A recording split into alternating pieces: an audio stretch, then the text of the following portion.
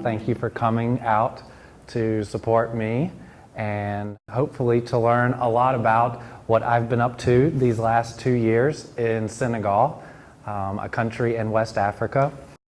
I have been a community health volunteer since February 2017, officially since May 2017, because when you first arrive you have to do 10 weeks of training, and then when I go back in a couple of weeks I will be working for an organization called Tostan International, and I will continue to be a volunteer but working for that organization until next summer. The picture here is me with my host father. His name is Sada Swade, and he is the village chief of the village that I was placed in for the last 2 years. And that was a picture taken a holiday called Tabaski, which is the most important Muslim holiday of the year. Up here at the top I have written Bismillah, which is Arabic for welcome.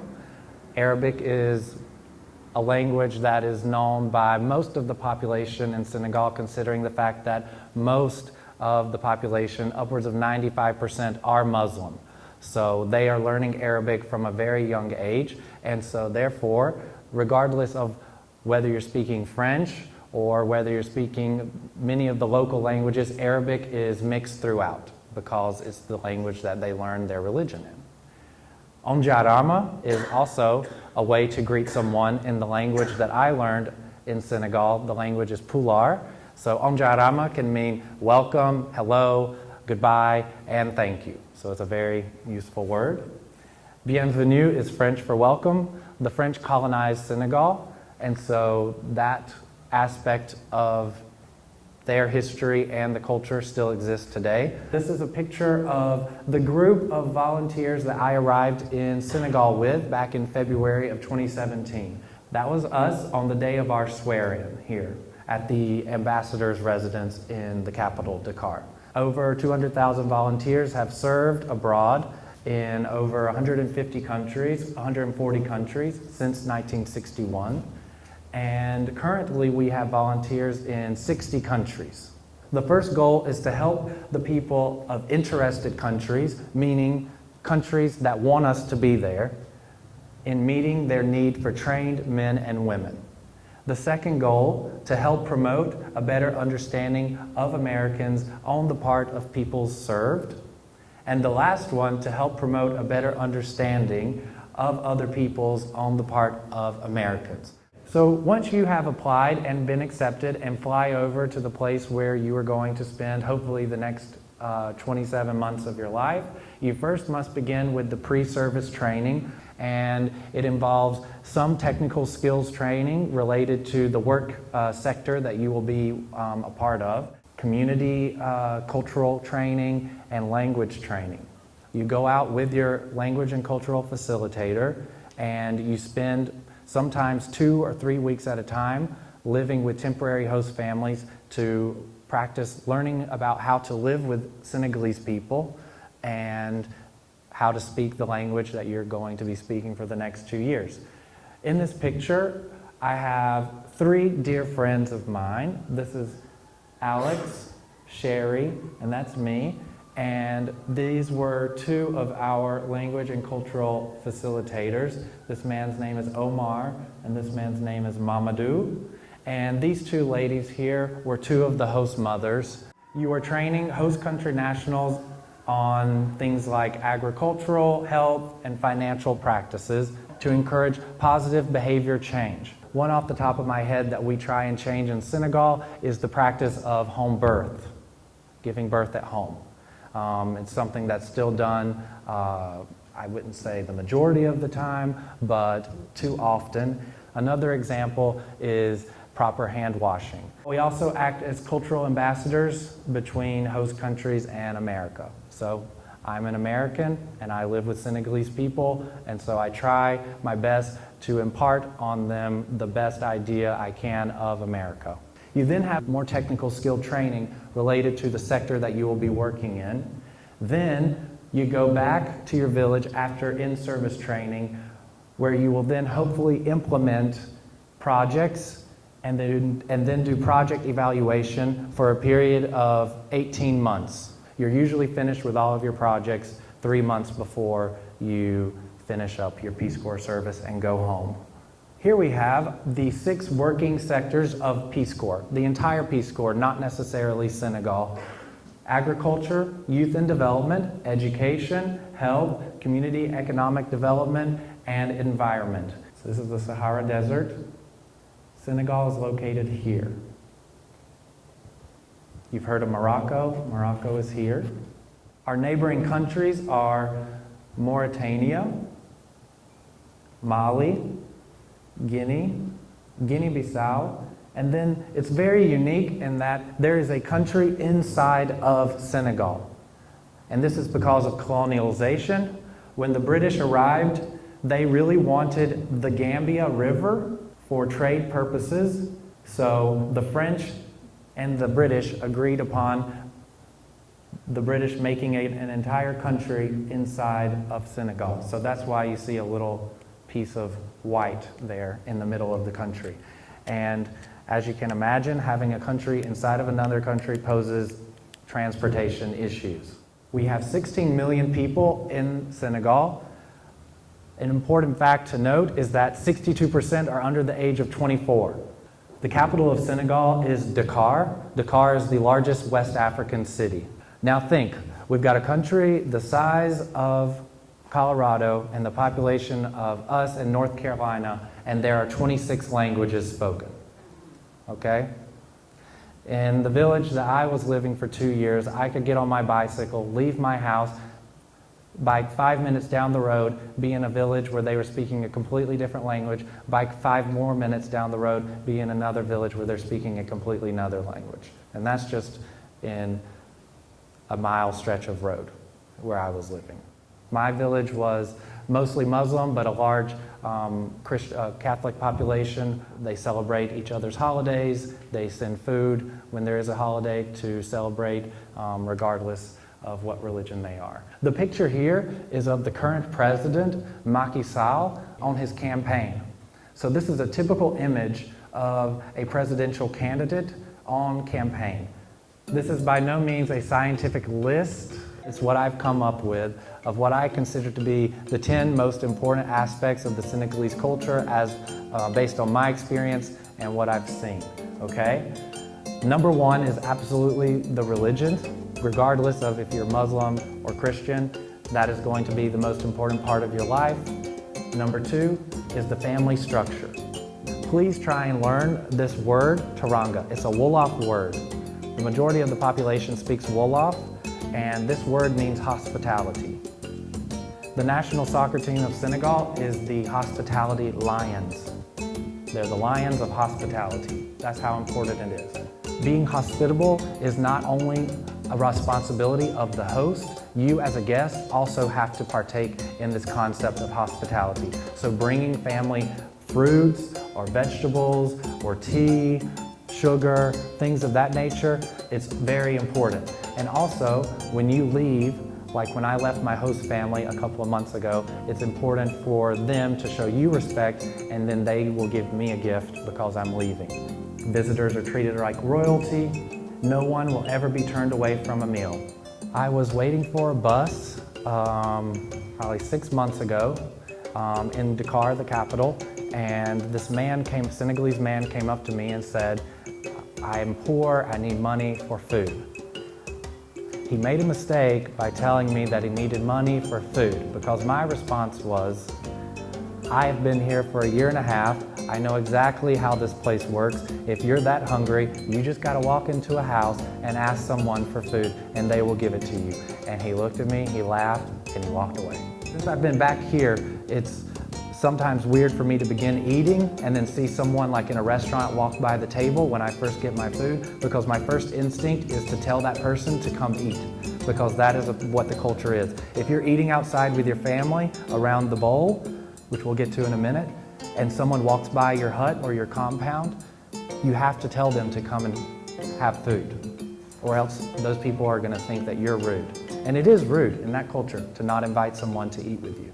Number 4 is peace. When Senegalese people greet each other, regardless of language, The word peace is always going to be included in how you greet someone. So I wake up in the morning and I go and greet my host father and my host mothers, and I say, "Did you sleep in peace?" And the answer is peace only.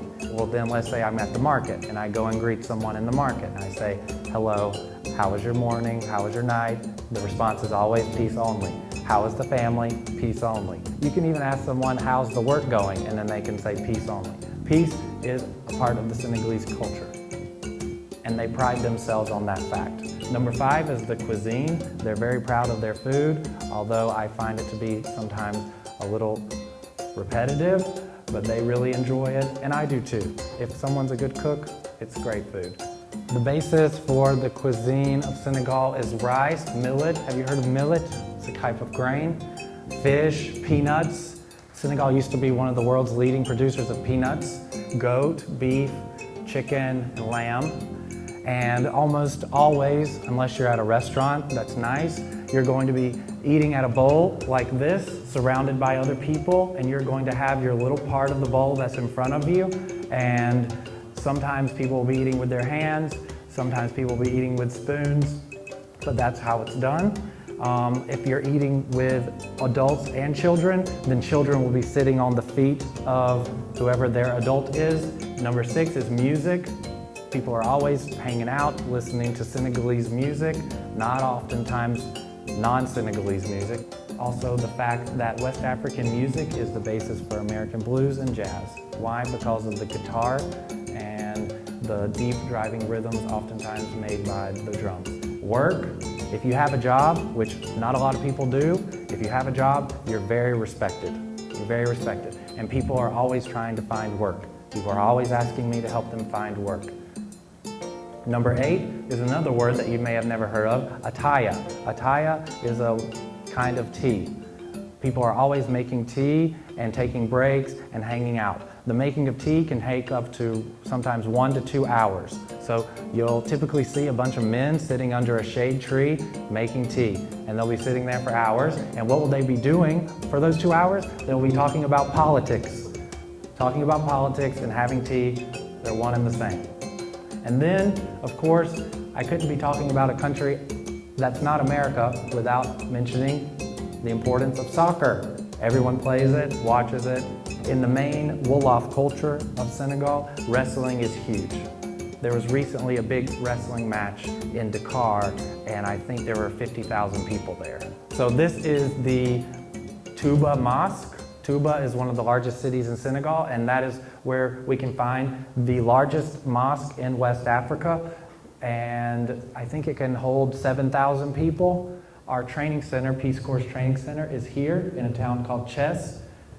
I was living here.